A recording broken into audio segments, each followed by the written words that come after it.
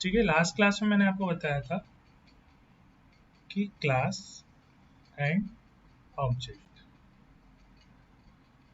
ठीक है, तो क्लास एंड ऑब्जेक्ट कहाँ से स्टार्ट हुआ? जैसे आपको पता होगा कि सबसे पहली लैंग्वेज थी आपके सी, जो कि प्रोसीजर बेस्ड लैंग्वेज थी। प्रोसीजर का मतलब क्या था कि 1 से लेके 100 तक के अगर एग्जीक्यूशन हो रहा है तो लाइन बाय लाइन होगा। फिर एक अपग्रेडेड लैंग्वेज है जिसको हम लोग बोलते थे partial object oriented programming language. फिर इसके बाद में एक और प्रोग्रामिंग लैंग्वेज है विच इज जावा।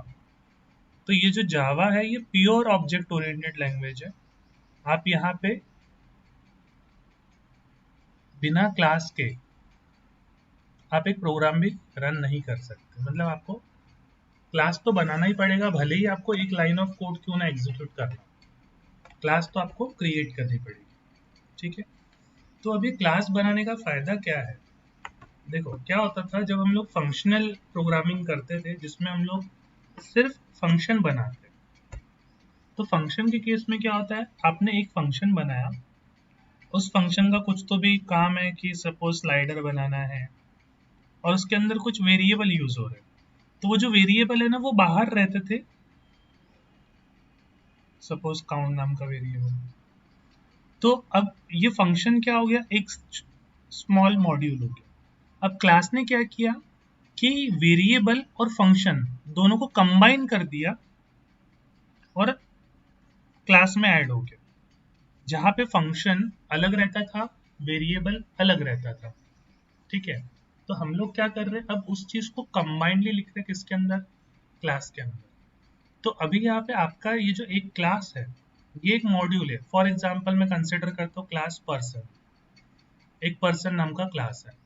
तो इस पर्सन नाम के क्लास में जो भी चीज रहेगी, जैसे वेर नेम, तो ये जो नाम है ये पर्सन का नाम होगा, वेर उसका मोबाइल नंबर, उसका एड्रेस। फिर एक फंक्शन होगा जिससे हम लोग पर्सन को ऐड कर सकते हैं, व्यू कर सकते हैं, डिलीट कर सकते हैं। ठीक है, तो अब इसका मतलब क्या है कि जब भी मेरे को पर्सन के ऊपर कोई भी ऑपरेशन परफॉर्म करना है, पर्सन के ऊपर कोई भी ऑपरेशन परफॉर्म करना है, तो हम लोग हमेशा पर्सन क्लास में जाएंगे। हम लोग हमेशा किस में जाएंगे, पर्सन क्लास में जाएंगे। तो ये एक क्लास क्या करेगी, ये क्लास जो भी डेटा स्टोर करेगी या जो भी ऑपरेशंस करेगी वो एक पर्सन। तो मैंने उस दिन भी देखो आपको एक फंडा बताया था कि जब भी हम लोग कोई प्रोजेक्ट बनाते हैं तो हम लोग क्या करते हैं, चीज़ों को ना मॉड्यूल में डिवाइड करते हैं, है ना। तो जैसा आपका बहुत बड़ा प्रोजेक्ट है तो उसके छोटे छोटे मॉड्यूल्स हम लोग बनाते हैं। तो वो जो छोटे छोटे मॉड्यूल्स होते हैं ना उसको फिर हम लोग एक एक क्लास में बनाते हैं, अगर हम लोग क्लास बेस्ड प्रोग्रामिंग कर रहे हैं। अदरवाइज हम लोग उसको फंक्शन में बनाते हैं, अगर हम लोग फंक्शन बेस्ड प्रोग्रामिंग कर रहे हैं। ठीक है, तो क्लास क्या है, class is a combination of variable and function, simple. अब इसी वेरिएबल का नाम चेंज हो जाता है, इसको हम लोग बोलते हैं डेटा मेंबर प्रोग्रामिंग के टर्म में, ऑब्जेक्ट ओरिएंटेड प्रोग्रामिंग के टर्म में। और ये जो फंक्शन है इसको हम लोग ऑब्जेक्ट ओरिएंटेड में बोलते हैं मेंबर फंक्शन, जब ये फंक्शन क्लास में बिलोंग करता है तो इन दोनों के नाम चेंज हो जाते हैं, समझे। तो क्लास क्या है, class is a combination of variable and function. तो वो क्लास में हम लोग क्या करेंगे, जैसे मैंने आपको एग्जांपल दिया था कि अगर हमारे पास में इतना बड़ा घर है, इतना बड़ा प्लॉट है, तो हम लोग क्या करते हैं, उस प्लॉट के टुकड़े करते हैं कुछ ऐसे। तो हम लोग एक जगह किचन बनाते हैं, एक जगह वॉशरूम बनाते हैं, एक जगह बेडरूम बनाते हैं, एक जगह जगह गैलरी बनाते हैं, एक जगह हॉल बनाते हैं, एक जगह बेडरूम टू। तो ऐसे हम लोग क्या करते हैं, टुकड़े कर देते हैं। ठीक है, तो टुकड़े करने का रीजन क्या है कि सारी चीज ना अपनी जगह पे बराबर रहेगी। जैसे किचन है तो किचन में किचन से रिलेटेड ही चीजें रहेगी, वॉशरूम है वॉशरूम में वॉशरूम से चीजें जो रिलेट करती है वही रहेगी। तो हम लोग क्या करते हैं, बाइफरगेट करते हैं। चीज़ों को। तो यही बाइफर्केशन जो है ये हम लोग प्रोग्रामिंग में भी करते हैं, सेम बाइफर्केशन, समझे? सेम चीज़ हम लोग प्रोग्रामिंग में भी बाइफर्केशन करते हैं।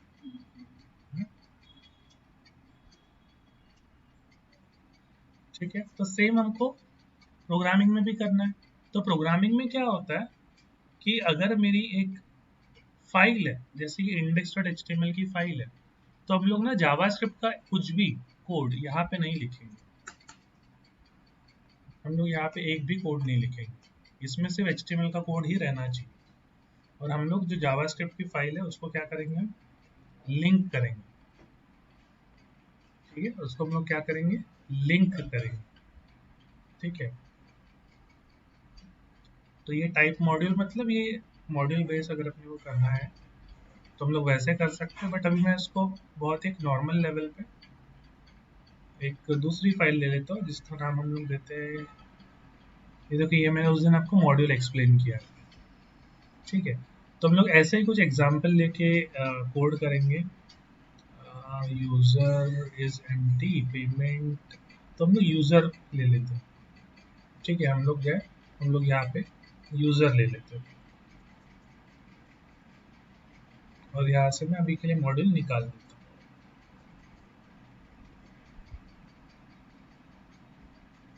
तो इसको रन करेंगे हम लोग लाइव सर्वर के थ्रू।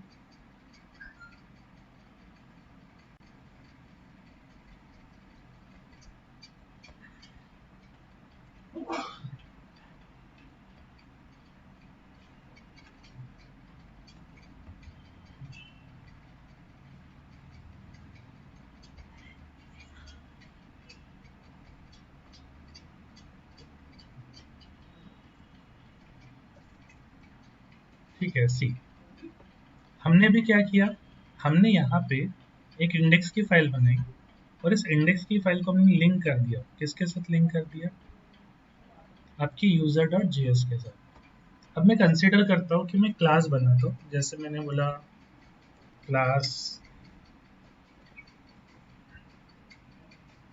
यहाँ पे अगर मैं पर्सन बना फॉर ये आपकी पर्सन नाम की क्लास है। ठीक है, तो देखो अपना सिंटेक्स किस तरीके से शुरू हुआ, क्लास का नाम हमेशा कैपिटल लेटर से देना है। आप लोग ये ध्यान में रखना कि जब भी हम लोग क्लास का नाम देंगे तो it should be a capital letter. फिर यहाँ पे के अंदर हम लोग एक फंक्शन बनाएंगे, तो I will make something greet console.log welcome to class and object. ठीक है, तो हमने क्या किया, एक फंक्शन बनाया, यहाँ पे राउंड ब्रैकेट दिए, मतलब ये फंक्शन है आपका। ठीक है ना, व्हाट आई वांट इज, अब ये जो क्लास है ये ना डायरेक्टली एक्सेसिबल नहीं है। ठीक है, ऐसा क्यों बोलते हैं, देखो जैसे हमारे पास में एक घर है और घर पे ऊपर ये दरवाजा है और दरवाजे में ताला लगा हुआ है, तो जिसको भी उस घर में एंटर करना उसके पास में क्या होना चाहिए, उस दरवाजे की चाबी होना चाहिए, बराबर। तो ये चाबी जो है, इस चाबी को भी हम लोग क्या बोलते हैं, ऑब्जेक्ट, मतलब डायरेक्टली एंटर नहीं कर सकते, आपके पास में कोई तो चीज होना चाहिए जिसके थ्रू आप एंटर करो। तो ये क्लास की जो चीजें हैं, ये क्लास की चीजें कैसे एक्सेस होती है, यूजिंग ऑब्जेक्ट। ठीक है, तो मैं यहाँ पे एक ऑब्जेक्ट बनाता हूँ, suppose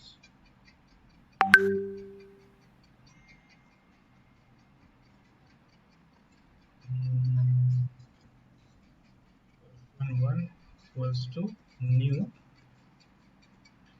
person.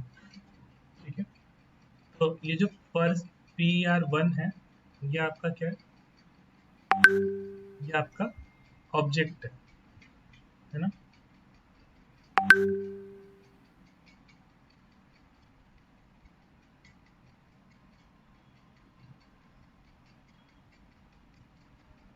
Just a minute.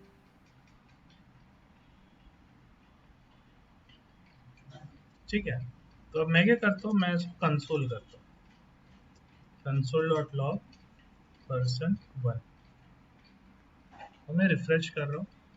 तो देखो यहाँ पे आपको एक ऑब्जेक्ट मिलेगा। ये जो ऑब्जेक्ट है, ठीक है, ये ऑब्जेक्ट में क्या क्या है देखो, एक है कंस्ट्रक्टर और एक है ग्रीट। ये ग्रीट क्या आपका एक फंक्शन दिख रहा है। मतलब अब मैं इस ऑब्जेक्ट का यूज करके इस ग्रीट फंक्शन को कॉल कर सकता हूँ। तो मैं कैसे लिखूंगा, पर one dot greet like this. तो देखो आपको यहाँ पे आउटपुट मिल रहा है, welcome to class and object.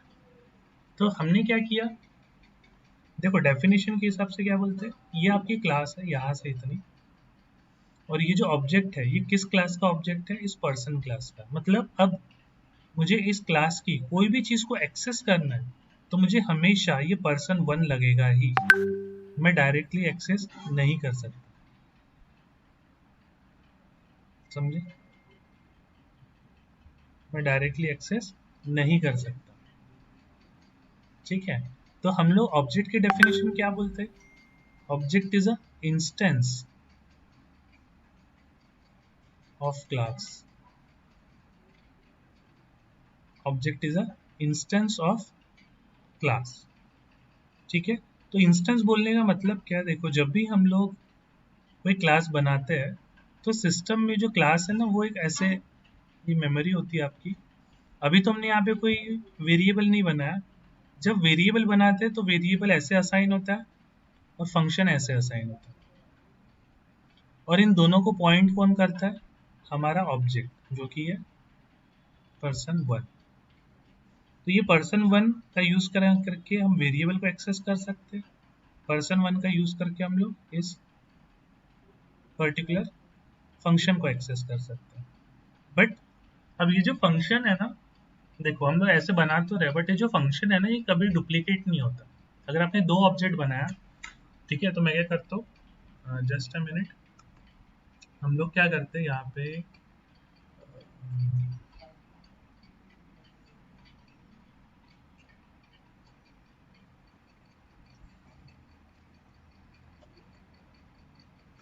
इसको मैं कंस्ट्रक्टर वाला भी पार्ट में बताता हूँ। ठीक है, पहले इतना आपको समझा क्या, फिर मैं इसको और थोड़ा एक्सप्लेन करता हूँ आगे। इतना आपको क्लियर है कि क्लास क्या हुआ और ऑब्जेक्ट क्या हुआ, क्योंकि बहुत इंपॉर्टेंट टॉपिक है इसलिए बहुत ही धीरे धीरे एक्सप्लेन कर रहा हूँ। सर, हाँ, तो बेसिकली हमारा क्लास ऑब्जेक्ट ही होता है ना? क्लास ऑब्जेक्ट ही होता है ऐसे बोल सकते हो। मीन्स सर उसका जो उसकी सिंटैक्स है वो। सारी चीजें ऑब्जेक्ट में स्टोर होती है, ओके। ये ज्यादा बेटर होगा। जैसे जो क्लास होता है, क्लास की सारी चीजें एक ऑब्जेक्ट में स्टोर होती है। जैसे अगर मैंने यहाँ पे कोई वेरिएबल अगर मैं बनाता हूँ फॉर एग्जांपल,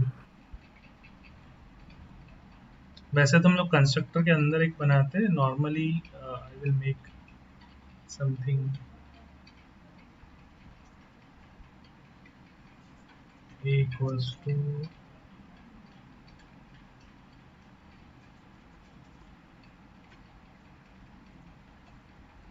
ठीक है, देखो मैंने यहाँ पे वेरिएबल बनाया, फिर देखो यहाँ पे आपको कुछ आउटपुट आया, दिख रहा है पर्सन ए हरीश, बट ये जो प्रिंट हो रहा है कहाँ से हो रहा है, यहाँ से प्रिंट हो रहा है। तो इस ऑब्जेक्ट के अंदर में क्या स्टोर हो गया, ये वेरिएबल भी स्टोर हो गया, और जैसे ही मैं प्रोटोटाइप में आता हूँ तो यहाँ पे ग्रीट नाम का फंक्शन भी स्टोर हो गया। तो ऑब्जेक्ट क्या है, ब्लूप्रिंट बोलते हैं ना, ऐसा एक डेफिनेशन होता है कि ऑब्जेक्ट इज अ ब्लूप्रिंट। जैसे मैंने कल देखो एक स्कूटी का एग्जांपल दिया था, मतलब इसके पहले, और फिर मैंने बोला जो राइडर है वो आपका ऑब्जेक्ट है, क्योंकि उस स्कूटी को चलाने वाला इंसान कौन होगा, राइडर होगा। तो सारी चीजें किसके थ्रू एक्सेसिबल होगी, राइडर के थ्रू एक्सेसिबल होगी।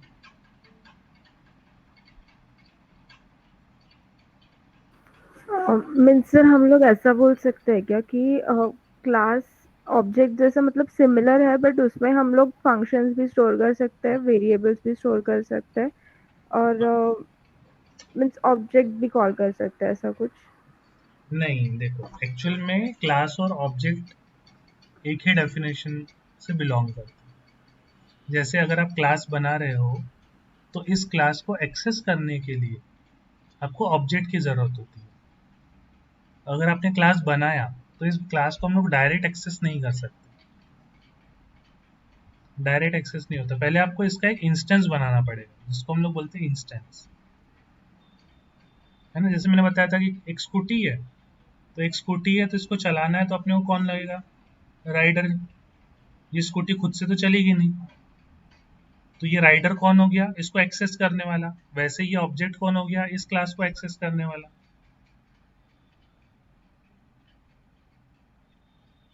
समझ रहे क्या थोड़ा थोड़ा।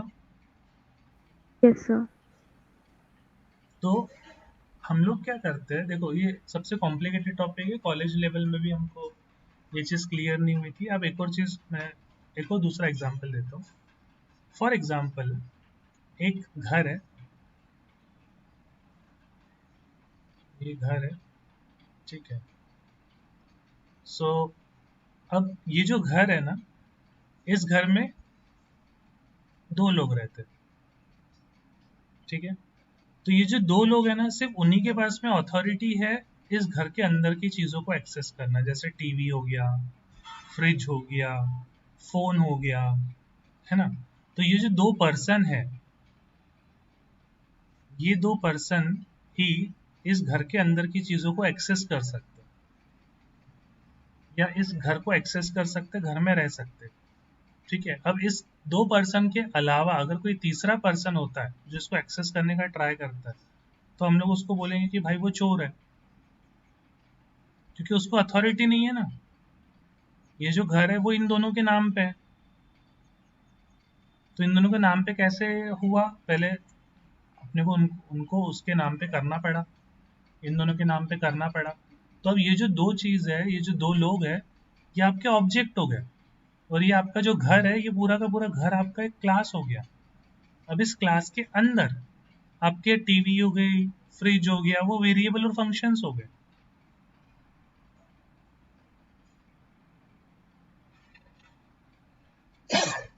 समझे क्या। Yes sir. ठीक है। तो अब यहाँ पे क्या होता है, जब भी हम लोग ये क्लास क्रिएट करते हैं, ठीक है, तो ये जब क्लास क्रिएट करते हैं तो स्टार्टिंग में ना अपने को कुछ वैल्यू इनिशियलाइज करनी पड़ती है वेरिएबल को, इनिशियल वैल्यू सेट करना पड़ता है, इनिशियल वैल्यू, ठीक है। जैसे ये हरीश लिख दिया, ये हार्ड कोड हो गया, इसको हम लोग बोलते हैं हार्ड कोड, क्योंकि ये हमने एक बार सेट कर दिया। तो अब मैं अगर इसके ऑब्जेक्ट बनाऊँ मल्टीपल, मैं इसको एक नाम दे देता हूँ, यहाँ पे हम लोग इसको बोलेंगे obj1, ये हो गया ऑब्जेक्ट वन, और इसको हम प्रिंट करते हैं।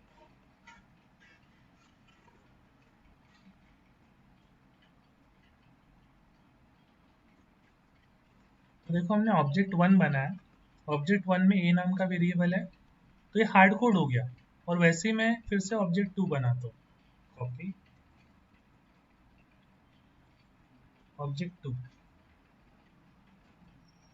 तो आप देखोगे कि दोनों दोनों ऑब्जेक्ट, एक 10 नंबर से प्रिंट हो रहा है, एक 13 नंबर से प्रिंट हो रहा है, दोनों ऑब्जेक्ट का जो वेरिएबल है वो सेम है, दिख रहा है। तो इसको बोलते हैं हार्ड कोड करना। बट हम क्या चाहते हैं कि जो वेरिएबल है वो डायनामिक होना चाहिए। तो डायनामिक हम लोग कैसे करेंगे, हम लोग यहाँ पे बनाएंगे सबसे पहले कंस्ट्रक्टर। आपको ऐसे लिखना है कंस्ट्रक्टर। ये जो कंस्ट्रक्टर है ये डिफॉल्ट फंक्शन होता है क्लास का, जो खुद से एग्जीक्यूट होता है। मैं यहाँ पे लिखता हूँ कंस्ट्रक्टर कॉल। देखो यहाँ पे आपको दो बार ऑप्शन दिख रहा है, कंस्ट्रक्टर कॉल्ड, कंस्ट्रक्टर कॉल्ड, क्योंकि हमने दो ऑब्जेक्ट बनाए। जब आप ऑब्जेक्ट बनाते हो, इसको मैं यहाँ पे कंसोल को निकाल देता हूँ, इसको भी निकाल देता हूँ। देखो अभी हमने कितना ऑब्जेक्ट बनाया, एक सिंगल ऑब्जेक्ट बनाया। तो कंस्ट्रक्टर एक ऐसा फंक्शन होता है जो कॉल होता है जब ऑब्जेक्ट हम लोग क्रिएट करते हैं। जब ऑब्जेक्ट बनाते हैं तो ये कॉल होता है। अब कंस्ट्रक्टर का सबसे बड़ा यूज क्या है कि ये ना वेरिएबल की वैल्यू सेट करने के लिए यूज होता है। जैसे मेरे को एक वेरिएबल बनाना है यूजर नेम, तो पहले मैं यहाँ पे ले लेता हूँ यूजर एज आर्ग्यूमेंट। यहाँ पे लिखता हूँ मैं this dot user name equals to user, ऐसे। और यहाँ से मैं वैल्यू पास करूंगा हरीश, ठीक है, यहाँ से मैं वैल्यू पास कर रहा हूँ क्या, हरीश। किसमें, ये जब हम लोग ऐसे लिखते हैं तो ये कहाँ पे जाएगा, यहाँ पे। ये हरीश मतलब ये यूजर, ठीक है। तो यूजर नेम नाम का जो वेरिएबल हमने बनाया है, ये क्लास का वेरिएबल है क्योंकि हमने दिस लिखा हुआ है, और ये लोकल वेरिएबल है। ये यूजर जो है वो इससे इसी कंस्ट्रक्टर में मौजूद है, बट ये जो यूजर नेम है इसको मैं ग्रीट में भी यूज कर सकता हूँ, इसीलिए हम लोग दिस लिखते हैं। ठीक है, अब देखो मैं ग्रीट में लिखता हूँ welcome this dot user name, और हम यहाँ पे person dot greet, sorry object one लिखना था ना, पर्सन। देखो आपका मैसेज क्या लिख के आ रहा है, वेलकम हरीश। अब मैं सेम चीज़ यहाँ से कॉपी करता हूँ, सेम ऑब्जेक्ट डुप्लीकेट किया, यहाँ पे नाम चेंज कर दिया, यहाँ मैंने प्रणाली। हम लोग क्या कर रहे हैं यहाँ पे, ये जो यूजर नेम है अब ये कैसे बनता है, देखो मैंने ये भी ऑब्जेक्ट बनाया, ये भी ऑब्जेक्ट, सॉरी इसको ऑब्जेक्ट टू दे देते हैं, कंफ्यूजन ना हो, इसको बोलते हैं ऑब्जेक्ट टू। तो अब क्लास कैसे बनती है, इसके लिए पहले फर्स्ट मेमोरी एलोकेट होगी ऑब्जेक्ट वन के लिए। कैसे एलोकेट होगी, ये जो यूजर नेम है, ठीक है, इसको पॉइंट करेगा ऑब्जेक्ट वन, और इसकी वैल्यू हमने दिया है हरीश। फिर यहाँ पे एक यूजर नेम है, ये बनेगा ऑब्जेक्ट टू, और इसकी वैल्यू है प्रणाली। ठीक है, अब हमने दो वेरिएबल बनाए, पर हमारे पास में ना एक फंक्शन है ग्रीट।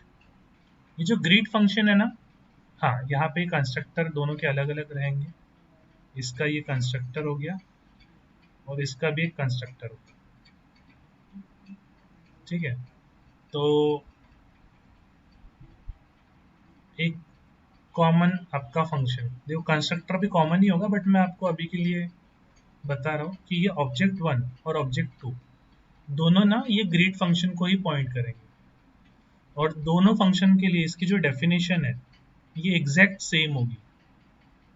बस यहाँ पे जो दिस डॉट यूजर नेम है, ये क्या करेगा, जो भी करंट यूजर नेम होगा वो प्रिंट करेगा। तो जब मेमोरी क्रिएट होती है ना, ऑब्जेक्ट वन के लिए जब मेमोरी क्रिएट होगी, तो जो वेरिएबल है ना, वेरिएबल के लिए ही अलग अलग मेमोरी क्रिएट होती है, और सारे ऑब्जेक्ट जो फंक्शन है वो एक ही फंक्शन को शेयर करते हैं। एक ही फंक्शन को शेयर करने का मतलब क्या है, जैसे आप एक प्रणाली स्टूडेंट है, एक यहाँ पे दीप स्टूडेंट, मेरे पास में दो स्टूडेंट, दोनों के नाम अलग अलग है।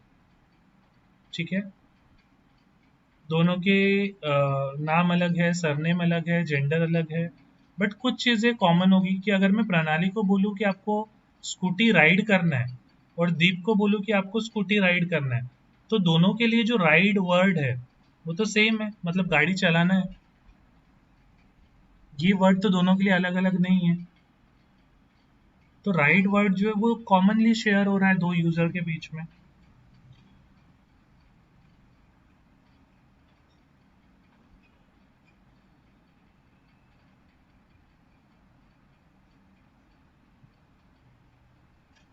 समझे, तो ऐसे ही क्या होता है, क्लास में जब हम लोग ऑब्जेक्ट बनाते हैं तो ऑब्जेक्ट भी ना दो तीन ऑब्जेक्ट सेम चीज शेयर करते हैं एक दूसरे के साथ, और वो सेम चीज क्या होती है, क्लास के फंक्शन। जो क्लास के फंक्शन है ना, ये सारे ऑब्जेक्ट शेयर करते हैं। और क्या चीज दोनों की अलग अलग होती है ऑब्जेक्ट्स की, जो वेरिएबल होते हैं, variable is different. For all object. तो ये देखो टॉपिक थोड़ा सा ट्रिकी है बट बहुत इम्पोर्टेंट है। मतलब आपको ये कंसेप्ट समझ गया थोड़ा सा भी ना तो आपके बहुत काम में आएगा आगे।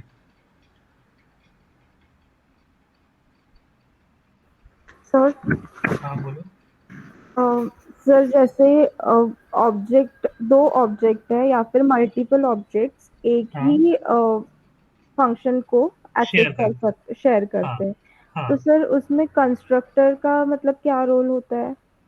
कंस्ट्रक्टर का क्या यूज़ है कि हम लोग कंस्ट्रक्टर जो इसलिए बनाते हैं कि जब हमको इनिशियल कोई भी वैल्यू सेट करने का होता है, ठीक है।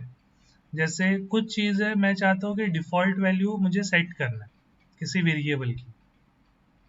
मैंने बोला कि मैंने एक क्लास बनाई है पर्सन की और मुझे ना उसकी सैलरी पहले ज़ीरो सेट करना है। तो वो जो ज़ीरो सेट करना है इनिशियल वैल्यू सेट करना है ना। और जैसे फॉर एग्जांपल हम लोग बोलते हैं ना default value. For example consider person one है, उसका मेरे को सैलरी पता है, उसका मेरे को एड्रेस पता है, उसका मेरे को मोबाइल नंबर पता है। तो मैं चाहता हूँ कि जब मैं कोड शुरू करूँ तो कोड शुरू करने के पहले मेरे को ये तीन चीज़ें ना सेट करना है, प्री डिफाइंड वैल्यू सेट करना है, ठीक है। और मेरे को नाम भी पता है, सपोज नाम भी पता है, तो चार चीज़ें हो गई। तो ये चार चीज़ें मुझे इनिशियली सेट करना है। तो हम लोग ये चार चीज़ें सेट करने के लिए कोई सेट डेटा फंक्शन नहीं बनाएंगे, हम लोग कंस्ट्रक्टर बनाएंगे, क्योंकि कंस्ट्रक्टर एक ऐसा फंक्शन होता है जो ऑब्जेक्ट के क्रिएट होते बराबर ही कॉल हो जाता है। जैसे यहाँ पे मैंने बोला कि ये मेरा यूजर हरीश है, तो हमने क्या किया पर्सन ये जो ऑब्जेक्ट वन है, ठीक है, इस ऑब्जेक्ट वन की का जो यूजर नेम है उसको हमने डिफॉल्ट क्या सेट कर दिया हरीश। मैंने ऑब्जेक्ट टू के यूजर नेम को क्या सेट कर दिया प्रणाली। तो अब मैं जब भी आगे object one dot user name या object two dot user name use करूंगा तो मेरे को हमेशा पहले वाले केस में ऑब्जेक्ट वन में हरीश ही मिलेगा और ऑब्जेक्ट टू में प्रणाली मिलेगी। तो जब भी अपने को कुछ प्री डिफाइन वैल्यू सेट करना है तो हम लोग प्री डिफाइन वैल्यू के लिए कंस्ट्रक्टर का यूज करते हैं। सर तो कंस्ट्रक्टर का हर बार यही वर्क रहेगा कि वो यही सिर्फ वर्क रहेगा। वैल्यू असाइन मतलब डिफॉल्ट वैल्यू असाइन करेगा यस यस यस। और यूजर से वैल्यू लेगा, डायनामिक वैल्यूज पास करेगा। बराबर। ओके।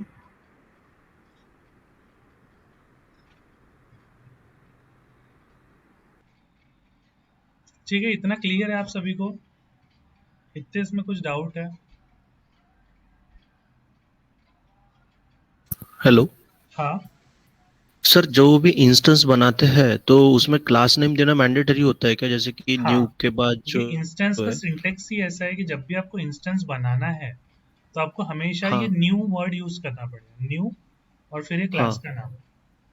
ये ओके, आर्ग्यूमेंट कभी कभी नहीं भी रह सकता है बट आपको लिखना तो हमेशा इसी तरीके से। मतलब ऑब्जेक्ट क्रिएट करते वक्त मतलब क्लास का नेम आना मैंडेटरी है वहाँ पे? हाँ या मैंडेटरी। ओके। फिर वो एक बिना बिना ऑब्जेक्ट की भी क्लास होती है जिसको स्टैटिक क्लास बोलते हैं, है ना। ओके तो वो सर। अभी कंसेप्ट में नहीं है ना। नहीं तो हम लोग बिना ऑब्जेक्ट की भी चीज़ों को एक्सेस कर सकते हैं, वो एक डिफरेंट सिनेरियो। Okay sir.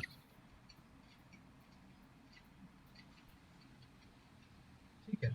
तो हम लोग एक प्रैक्टिकल एग्जांपल एक प्रोग्राम हम लोग बना के देखते हैं सो दैट कि हमको चीज़ें बहुत अच्छे से क्लियर हो जाए।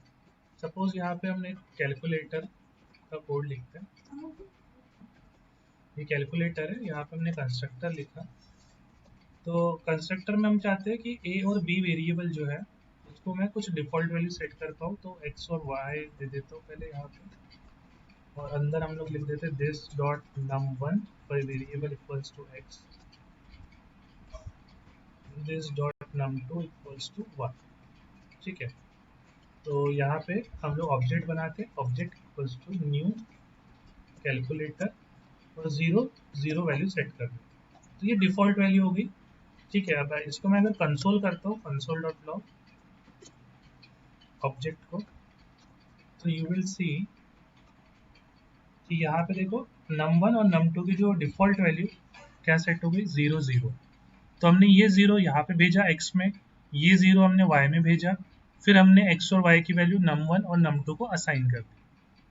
ठीक है, अब हम लोग बनाते सपोज एडिशन का programme.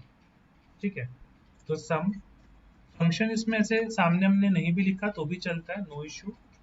console.log sum is this dot num1 plus this dot num2। ठीक है, तो ये देखो ये हमने पहला फंक्शन बना। ठीक है, अब यहाँ पे क्या होगा ना, जब आप सम को कॉल करोगे obj.sum, तो देखो आपका आउटपुट क्या आ रहा है, 0 आ रहा है ना, 0 आ रहा है। तो ये जो हमारा फंक्शन है ये सिंपल फंक्शन है। ठीक है, मैं चाहता हूँ कि सम करने के लिए ना मैं वैल्यू भी यहाँ से पास करूँ इस जगह से, तो हम लोग इस फंक्शन में भी वैल्यू पास कर सकते हैं जैसे कंस्ट्रक्टर में पास करो। ठीक है, तो देखो मैं यहाँ पे भी एक आर्गुमेंट बनाता हूँ x, y, ऐसे आप दे सकते हो। ठीक है, तो मैं अभी आपको x और y से रन करके बता रहा हूँ। मैं बताऊंगा कि क्या सही तरीका है, कैसे यूज करना चाहिए, ये मैं बस अभी टेस्टिंग पर्पस के लिए आपको बता रहा हूँ। कि मैं यहाँ पे लिखता हूँ 11, 22। तो देखो योर आउटपुट इज 33, जैसे हम लोग नॉर्मल फंक्शन बनाते थे, फंक्शन विथ आर्ग्यूमेंट। दिख रहा है, तो हमने क्या बनाया, फंक्शन विथ आर्ग्यूमेंट। करेक्ट, तो हमने उसी तरीके से यूज किया। बट क्या हम लोग ये क्लास के वेरिएबल यूज कर रहे हैं, num1 num2? नहीं यूज कर रहे, है ना। तो जनरली हम लोग कंस्ट्रक्टर में क्या करते हैं, डिफॉल्ट वैल्यू सेट करते हैं। इनिशियली मैंने x और y की 0 0 वैल्यू सेट कर दी। ठीक है, बट मैं क्या चाहता हूँ कि मेरा यूजर सम करना चाहता है, मल्टीप्लिकेशन करना चाहता है, डिवीजन करना चाहता है ना। तो इस जगह पे हम लोग क्या करें, हम लोग या तो यूजर से इनपुट ले सकते हैं वैल्यू। अब हम लोग यूजर से कैसे लेंगे, यहाँ पे सिर्फ सम लिखता हूँ मैं, और गेट डेटा नाम का एक वेरिएबल। तो गेट डेटा में हम लोग लिखेंगे this dot num1 equals to prompt में लिखेंगे num1,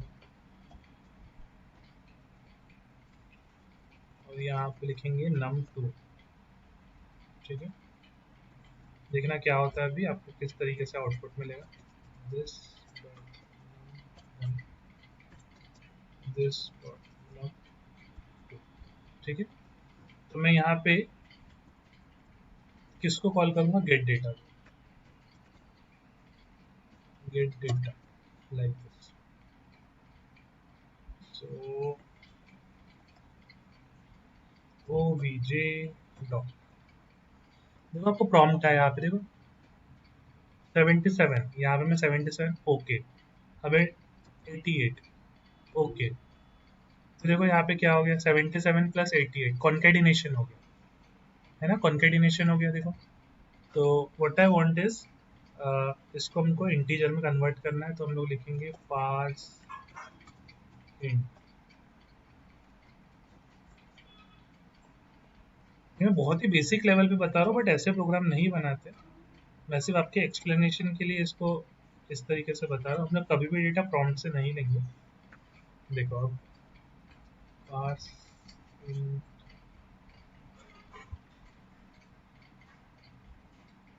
पार्स इंट का पी स्मॉल। ठीक है, देखो फिर से प्रॉम्प्ट आया, मैंने लिखा 5, फिर लिखा 6। देखो क्या है, सम इज 11। हम लोग ये इनपुट कहाँ से लेंगे पता है, HTML से, यहाँ से। बेटा ये सिर्फ मुझे आपको बताना था कि एग्जीक्यूशन कैसे होता है। सबसे पहले क्या हुआ, यहाँ से ये 0 0 किसको असाइन हो गया, इसको। तो num1 और num2 दोनों की वैल्यू 0 0 हो गई। फिर हमने क्या किया, गेट डेटा को कॉल किया, गेट डेटा यहाँ से यहाँ पे आया, तो प्रॉम्प्ट मतलब क्या है, जो पॉपअप ओपन हो रहा था यहाँ पे, ये जो पॉपअप ओपन हो रहा था जिसमें हम यूजर से वैल्यू ले रहे थे उसको हम लोग क्या बोलते हैं, प्रॉम्प्ट।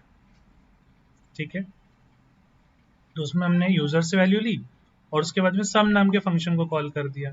तो यूजर से वैल्यू ली 5 और 6, तो ये 5 num1 को असाइन हो गई, 6 num2 को असाइन हो गई। और जैसे ही मैंने सम को कॉल किया तो this dot num1 this dot num2, तो वो क्या करेगा, जो भी करंट वैल्यू रहेगी num1 num2 की उसका एडिशन करके आपको आउटपुट प्रिंट करेगा, सम इज 11।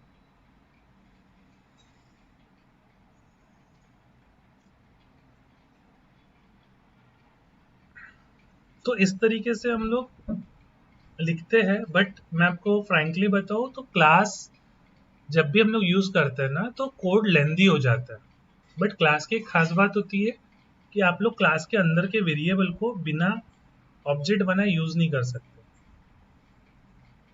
बस इसी रीजन की वजह से क्लास बहुत ज्यादा यूज किया जाता है, समझे।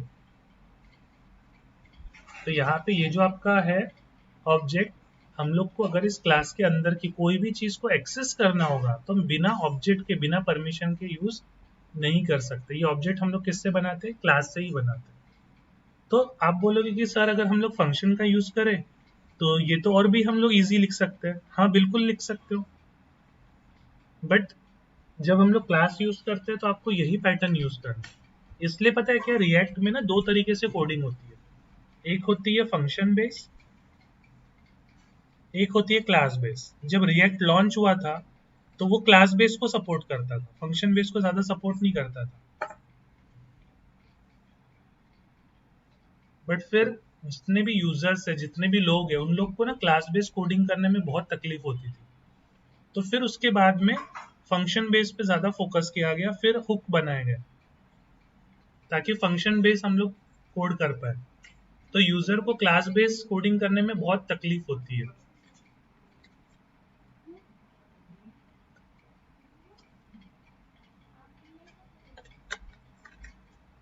समझे। मम्मी को फोन करो, ट्रेन मिल गई।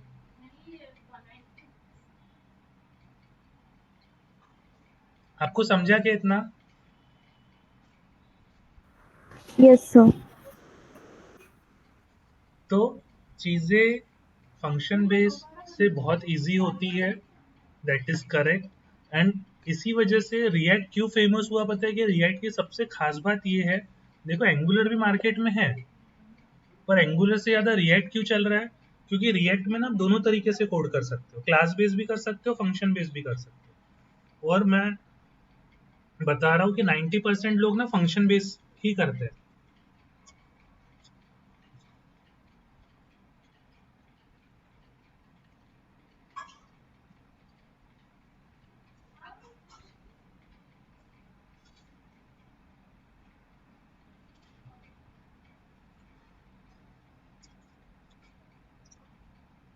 क्या आपको इतना क्लियर है। सर हाँ बोलो। सर जहाँ पे भी कंस्ट्रक्टर बनाएंगे तो वहाँ पे दिस लिखना मैंडेटरी हो जाएगा क्या, या फिर डायरेक्ट num1 num2 ऐसे वेरिएबल असाइन नहीं कर सकते वहाँ पे? हाँ तो सी, आपने बहुत अच्छा क्वेश्चन पूछा। तो अभी मैं डिफरेंस बताता हूँ दोनों में क्या डिफरेंस है। जैसे फॉर एग्जांपल इसको मैं थोड़ा छोटा कर दूँ।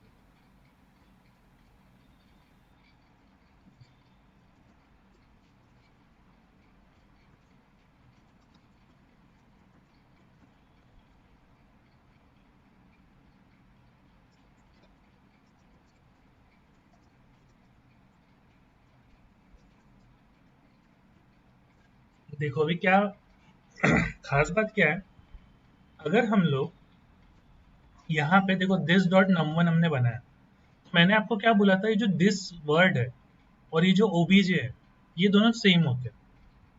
जब ये क्लास के अंदर जाता है तो इसको हम लोग दिस बोलते हैं। तो क्या मैं इस num1 की वैल्यू को सेट कर सकता हूँ क्या, इनिशियली देखो हमने क्या सेट किया, 0 0। अगर मैं डिस्प्ले करता हूँ obj डॉट डिस्प्ले, तो देखो वैल्यू क्या प्रिंट हुई, 0। अब मैं क्या लिखता हूँ, obj dot num1 equals to 23। फिर मैं लिखता हूँ ओबीजे डॉट डिस्प्ले।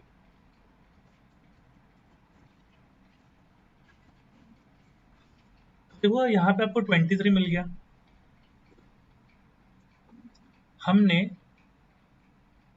ये जो num1 है जो हमने कहाँ बनाया, यहाँ बनाया, इसको हम देखो बाहर भी एक्सेस कर रहे हैं। कैसे एक्सेस कर रहे हैं, इस ऑब्जेक्ट का यूज करके। तो अगर मैं एक नॉर्मल वेरिएबल बनाऊं, कौन सा वेरिएबल, जैसे आपने बोला कि आप वैर नहीं लिख सकते क्या, तो वैर 20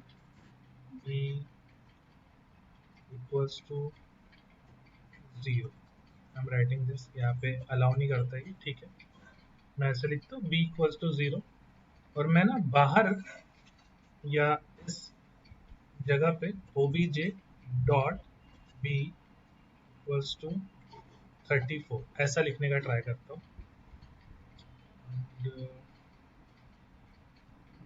क्रिएट कर देगा, तो ठीक है।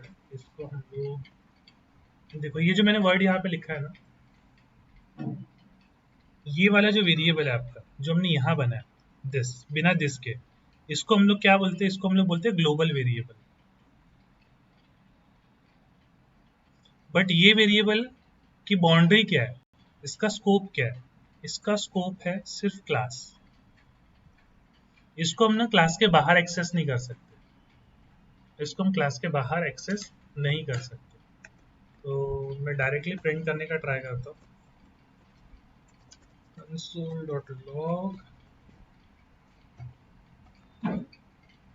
तो ये देखो आपको एक इशू मिलेगा,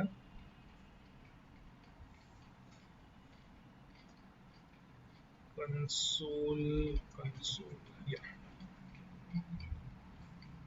इसको इसने क्रिएट कर दिया, 0 नहीं होना चाहिए।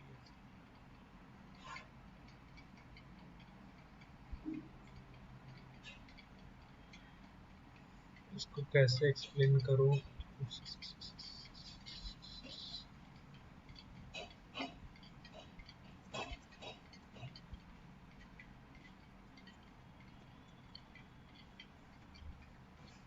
ये एक पैटर्न ये सही है कि अभी मैंने इसको कर दिया। ये देखो, पहला तो एक एरर इसने ये दे दिया कि कंस्ट्रक्टर के अंदर हमने क्या किया, b इक्वल्स टू 0 लिखा।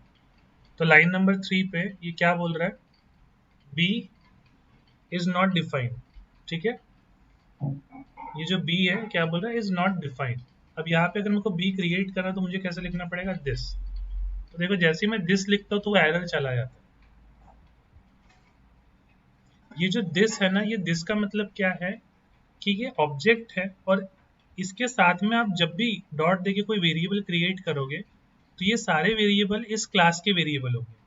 और अगर आपने यहाँ पे बिना दिस के वेरिएबल बनाया अंदर, तो उसका जो स्कोप है जो अपन पढ़ने वाले हैं, स्कोप ना दो टाइप के स्कोप होते हैं, एक होता है लोकल, एक होता है ग्लोबल, ठीक है। तो यहाँ पे जो स्कोप है आपका, ये स्कोप बन जाता है लोकल स्कोप, जिसको आप क्लास के अंदर ही एक्सेस कर सकते हो, क्लास के बाहर एक्सेस नहीं कर सकते। तो हम लोगों ने देखो ये एक्स और वाई बनाया, हमने एक्स और वाई को दिस दिया है क्या, नहीं दिया। तो ये एक्स और वाई का स्कोप कौन सा है, ये एक्स और वाई का स्कोप है ये कंस्ट्रक्टर। इस कंस्ट्रक्टर के बाहर एक्स और वाई को यूज नहीं कर सकते। तो इस वेरिएबल को हम लोग बोलेंगे लोकल वेरिएबल, जो बिना दिस के क्रिएट हो रहा है। आपको समझ रहा है क्या? हाँ सर।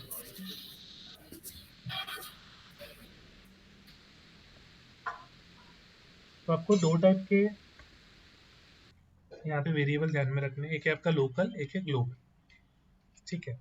और यहाँ पे दिस लिखने का मतलब है कि ये इस क्लास से बिलोंग करता है, और इसको हम लोग ना इनहेरिट भी कर सकते हैं, जैसे एक्सटेंड करके। मैं स्टेप बाय स्टेप बताऊंगा, ठीक है, कि अगर मैं इस कैलकुलेटर क्लास को इनहेरिट करता हूँ, तो इनहेरिट करने पे ये वाले जो वेरिएबल है ना, ये पास ऑन हो जाते हैं चाइल्ड क्लास में। बट जो आप नॉर्मल वेरिएबल बनाते हो वो पास ऑन नहीं होते,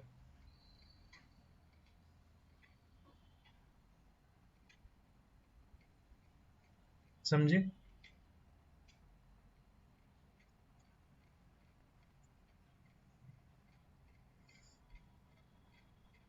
तो अगर मैं यहाँ पे आपको बताना चाहूँ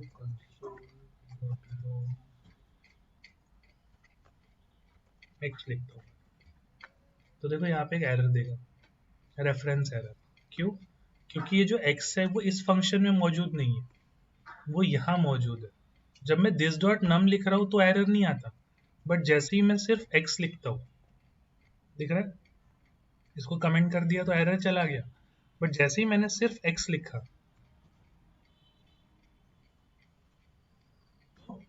एरर आ गया।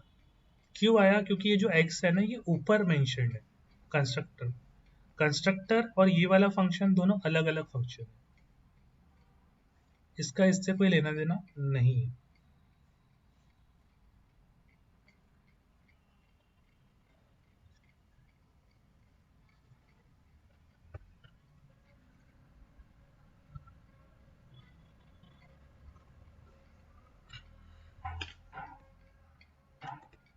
ठीक है, तो ये इस तरीके से चीजें काम करती है। और हम लोग कभी कभी ना लोकल वेरिएबल भी बनाते हैं। तो लोकल वेरिएबल का मतलब क्या है कि मैं यहाँ पे लेट a इक्वल्स टू 10 ऐसा बना सकता हूँ, ये भी वैलिड है। बट इसका मतलब क्या है? ये लोकल है, किसके लिए? सिर्फ डिस्प्ले के लिए। ये वेरिएबल की बाउंड्री क्या है? ये करली ब्रेस, इसके बाहर इस वेरिएबल को यूज नहीं किया जा सकता। तो जब भी हम लोग बिना दिस के कोई भी वेरिएबल क्रिएट करेंगे, ठीक है, तो उसको हम लोग क्या बोलेंगे? Local variable, local scope. उसका स्कोप क्या होगा? लोकल होगा, उसको इस फंक्शन के बाहर यूज किया नहीं जा सकता।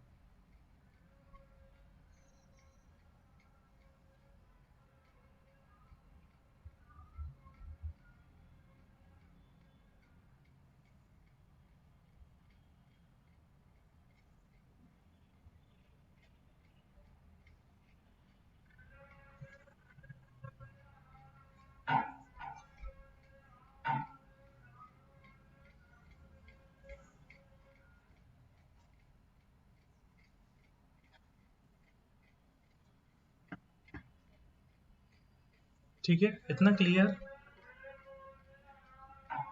स्कोपिंग का मैं एक और सिंपल एग्जांपल बताता हूँ। अगर आपको ये सब चीजें क्लियर होगी तो मैं सिंपल एक स्कोप बताता हूँ। देखो यहाँ पे मैंने एक वेरिएबल बनाया, लेट a इक्वल्स टू 10, और यहाँ पे एक वेरिएबल बनाता हूँ, लेट a इक्वल्स टू 20। ठीक है, हम लोग इसको कंसोल करते हैं, कंसोल डॉट लॉग, यहाँ पे a प्रिंट करता है और सेम कॉपी करते हैं और बाहर प्रिंट करते हैं। See your output is something different. आप यहाँ पे स्कोप देखोगे, आपका पहला स्कोप पता है कौन सा हो गया? ये बड़ा वाला। आपका दूसरा स्कोप कौन सा हो गया? ये वाला। तो यहाँ पे जो हमने वेरिएबल बनाया इसकी वैल्यू 20 है, तो ये 20 प्रिंट कर रहा है। बट जैसे हम लोग कंसोल करके बाहर आ रहे हैं तो यहाँ पे 10 प्रिंट कर रहा है। तो ये 10 कौन सा स्कोप ले रहा है? बाहर वाला। तो ये वाली वैल्यू यहाँ पे प्रिंट हो रही है और ये अंदर वाला यहाँ पे प्रिंट हो रहा है।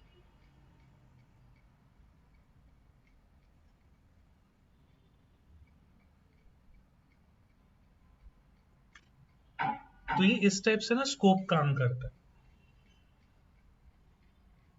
तो आप लोग रिएक्ट में देखोगे कि रिएक्ट में सबसे ज्यादा हम लोग वैर का यूज ना करते हुए हम लोग लेट का यूज सबसे ज्यादा करते हैं, क्योंकि वैर क्या करता है? ग्लोबल वेरिएबल बनाता है।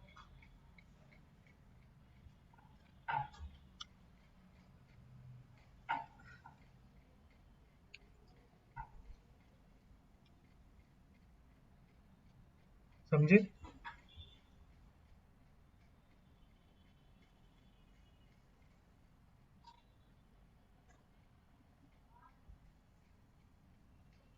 समझ रहा है क्या? थोड़ा बहुत इसको प्रैक्टिकली मैं बताऊंगा। और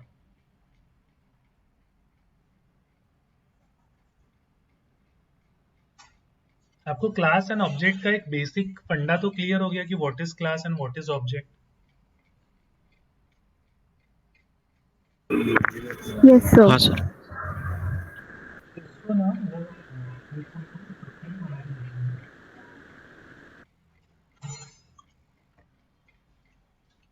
सर ये रिएक्ट में यूज होने वाला है क्या क्लासेस एंड ऑब्जेक्ट? हाँ एक्चुअली देखो मैंने क्या बोला, रिएक्ट में ना दो तरीके से कोड करते आता है, एक क्लास बेस एक फंक्शन बेस। तो फंक्शन बेस में तो ये वाला यूज नहीं होता है, बट क्लास बेस में यूज होता है। तो मैं उसमें आपको सर ये बट प्रैक्टिकली, हाँ अभी तो रिएक्ट ने ही खुद सजेस्ट किया है कि फंक्शन बेस्ड प्रोग्रामिंग मतलब करनी है रिएक्ट में। रिएक्ट खुद नहीं ही तो, अभी क्लास बेस्ड सपोर्ट नहीं करता ना आई थिंक। नहीं नहीं नहीं नहीं ऐसा नहीं है, क्लास बेस सपोर्ट करता है, अभी भी करता है। पर जो यूजर है ना, जो डेवलपर्स है, उनको क्लास बेस में कोड करने में बहुत तकलीफ होती है, तो इसीलिए फंक्शन बेस यूज करते हैं सबसे ज्यादा। अगर आप देखोगे तो क्लास बेस भी सपोर्ट करता है, हम लोग चाहे तो क्लास बेस भी कोड कर सकते हैं। Okay sir.